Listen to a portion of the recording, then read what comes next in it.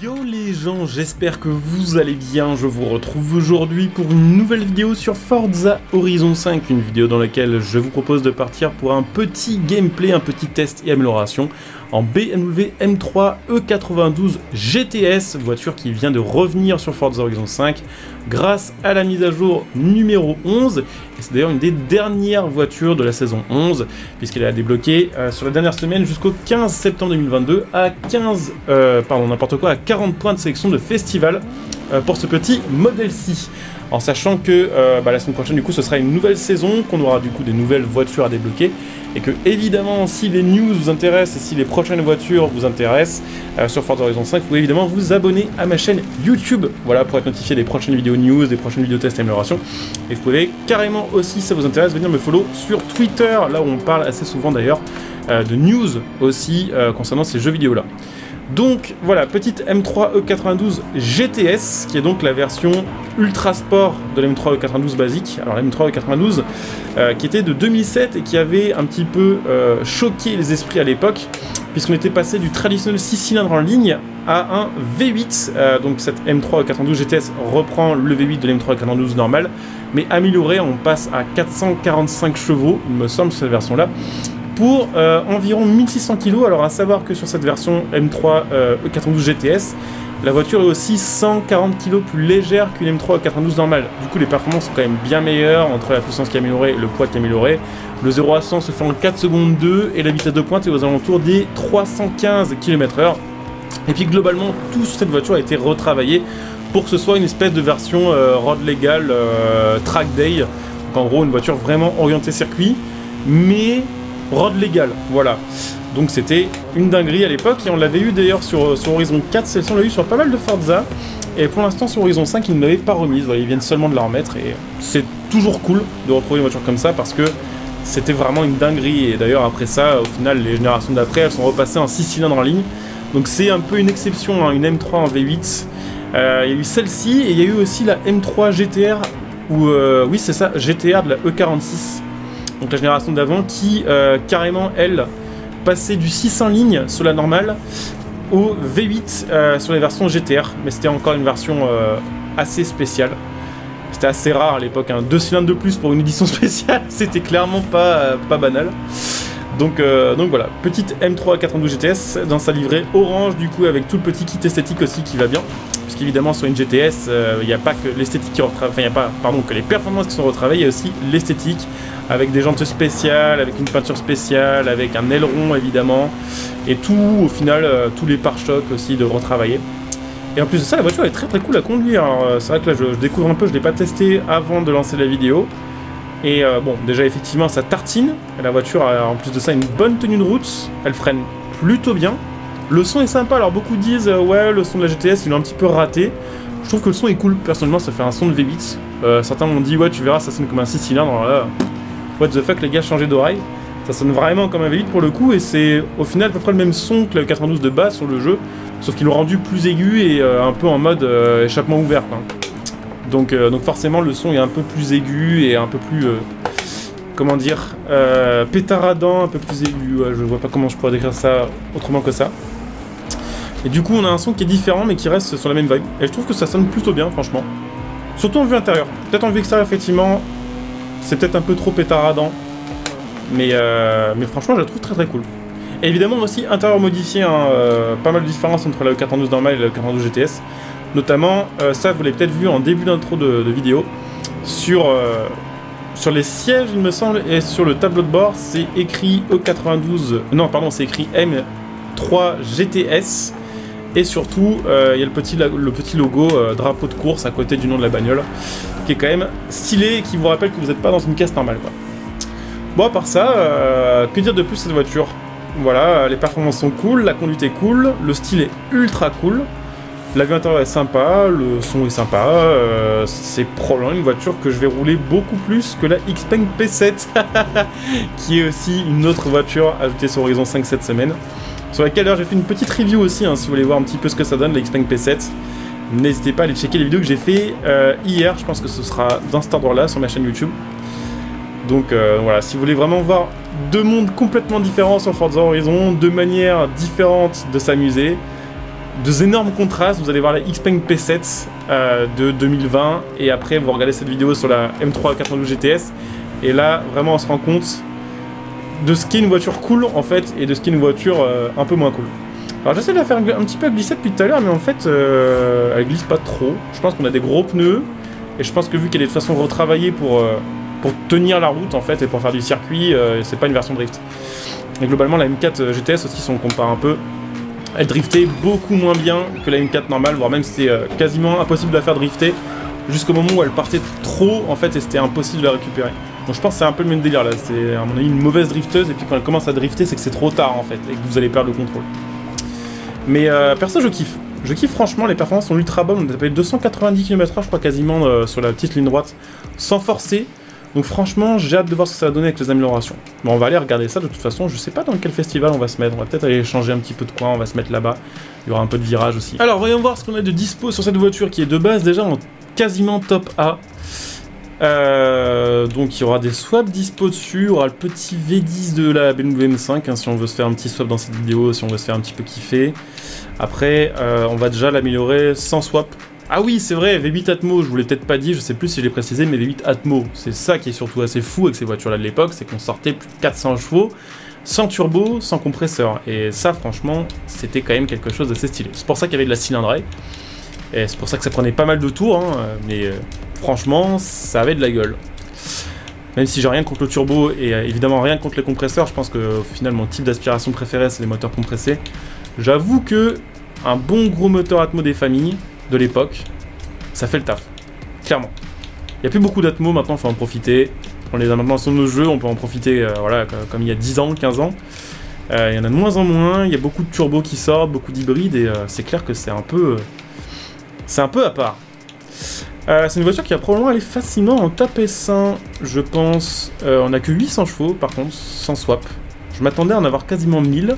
Mais bon, c'est déjà très cool, c'est beaucoup plus, il me semble que le 92 normal amélioré, je crois que le 92 normal amélioré sort un peu moins de 700.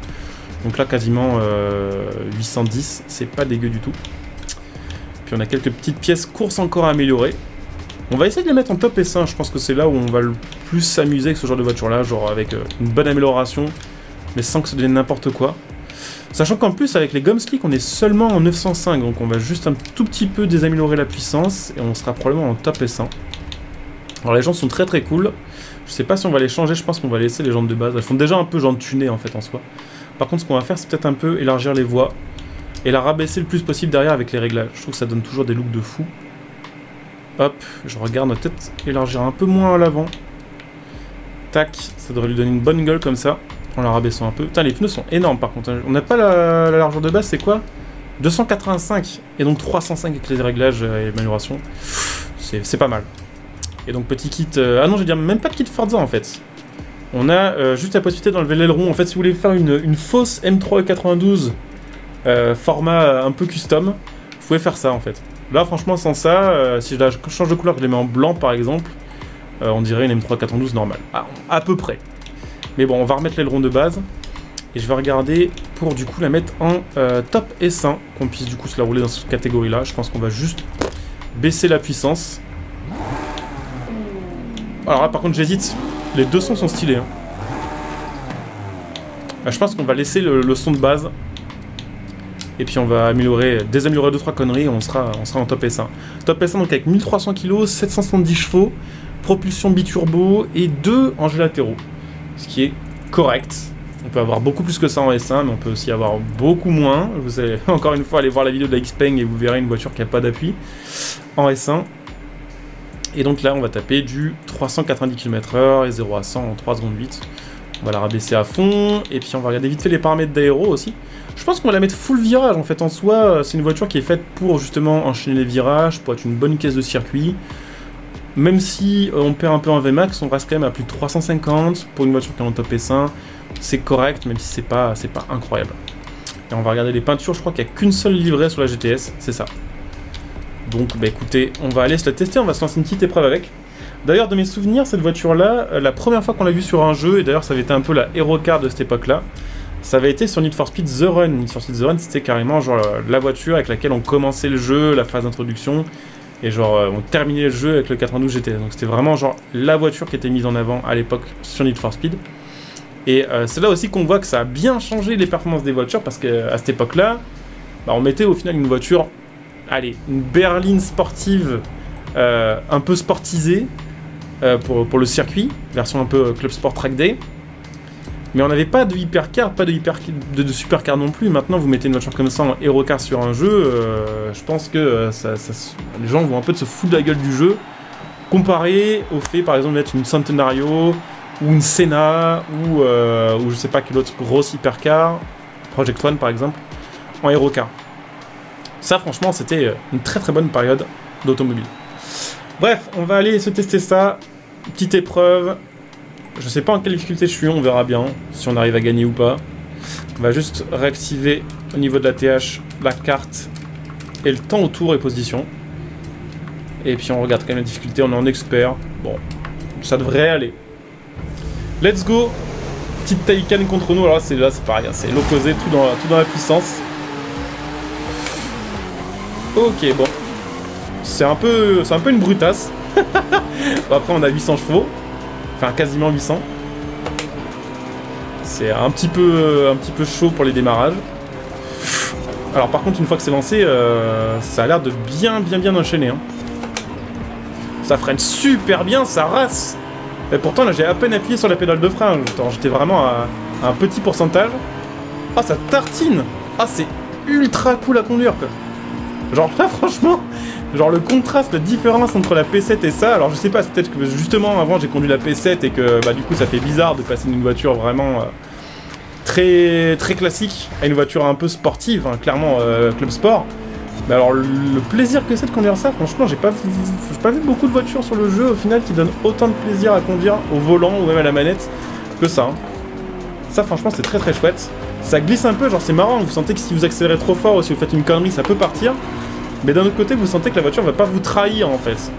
Et que vous pouvez enchaîner les virages, les lignes droites et les accélérations sans souci. Et franchement, c'est ça qu'on veut sur Forza, hein, j'ai envie de dire. Des grosses voitures maniables et marrantes à conduire. Ou même pas forcément maniables d'ailleurs. Juste marrantes à conduire. Et ça, c'est marrant, plus c'est maniable. Et puis ça tartine, hein, la vache en accélération. On est tellement facilement à 270. Alors je connais pas très bien le circuit par contre. On va un peu se faire piéger des fois je pense. Et puis ça prend des tours, ça prend 9500 tours avec les améliorations. Comment c'est cool. Déjà je crois que full stock ça prenait quasiment 1500 mais déjà c'était beaucoup. Mais là 9500 tours. Oula, par contre effectivement, voilà, ce que je vous disais tout à l'heure, ça c'est le problème entre guillemets des GTS, c'est que les pneus sont gros et en fait ça n'a pas du tout un caractère de drifteuse. Ça peut partir un peu. Mais si ça part trop, c'est irrattrapable. Enfin, dans mes souvenirs, vraiment, ça m'a fait ça sur tous les Forza avec toutes ces versions spéciales de voitures comme ça. Putain, comment ça passe clean ces virages. Pied au plancher, 300. Alors là, par contre, faut peut-être un peu freiner. Je me suis un peu chauffé. On n'a pas non plus de 2.5 quand j'ai latéraux. Mais hyper cool à conduire, franchement, que demande le peuple. Alors, ce que je vous propose quand même, avant de terminer cette vidéo, histoire de terminer quand même sur un petit peu d'autobahn, hein, pour les fans de BMW, on va se faire un petit test en ligne droite et on va enlever du coup de l'appui, on va remettre plutôt le côté VMAX et puis on va peut-être même aussi l'améliorer à fond niveau puissance. Aussi, je ne sais pas si je l'ai mentionné, je crois pas l'avoir dit dans cette vidéo, mais sachez que à l'époque, BMW ils ont proposé une espèce d'alternative, une espèce de juste milieu entre la GTS et la M3 92 normale qui s'appelait la M3 CRT, qui avait du coup la puissance de celle-ci, donc aux alentours de 440 chevaux, et qui avait un poids un peu plus faible que la M3 normale, la 92, donc on était je crois seulement à 70 kg de moins que la M3 classique. Et surtout la CRT proposait plus d'options de confort entre guillemets que la GTS. Donc en fait c'était vraiment entre le 92 et la GTS, c'était tout simplement le confort de la 92, le confort entre guillemets, mélangé à un plus gros moteur et du poids gagné à droite à gauche sur le châssis avec l'utilisation de plus de carbone. Donc là c'était la CRT, la CRT je crois que c'est très rare aussi. Déjà bon, des M3 92 on n'en voit pas beaucoup, même si ça s'est bien vendu et que voilà, hein, c'était un succès quand même pour l'époque. C'est pas une voiture qu'on voit souvent, parce que déjà ça a 15 ans, parce que c'est pas forcément des voitures qui sont super bien entretenues, c'est des voitures qui ont souvent aussi terminé au tas malheureusement. Et du coup on n'en voit pas des masses. Par contre des CRT on en voit encore moins quoi. Des E92 GTS c'est ultra connu, bon on en voit encore moins que des E92 normales bien sûr, mais c'est quand même très connu. Des CRT déjà on n'en voit pas et en plus personne connaît. Allez let's go, on va voir ce que ça donne en mode full. Avec un bon petit rupteur là. Il y a déjà plus de 250 km/h quasiment.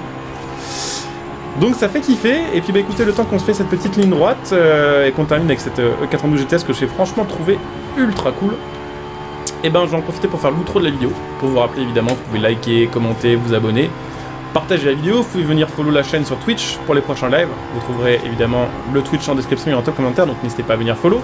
Si vous avez Amazon Prime, vous pouvez même utiliser votre Twitch Prime sur ma chaîne Twitch pour me soutenir gratuitement et vous faire profiter de plein de petits avantages, de plein de petits bonus. Vous pouvez aussi soutenir ma chaîne gratuitement en faisant vos achats à prix réduit via mes liens de soutien sur cette vidéo en description et en top commentaire. Vous pouvez utiliser mon lien Instant Gaming pour acheter vos jeux et vos cartes d'abonnement à prix réduit, mon lien metal.net pour acheter vos configs PC, et puis pour ceux qui souhaitent me soutenir sur le long terme, évidemment vous pouvez devenir un soutien de la chaîne via le bouton rejoindre sous cette vidéo qui vous fera profiter là aussi de plein de petits avantages, de plein de petits bonus.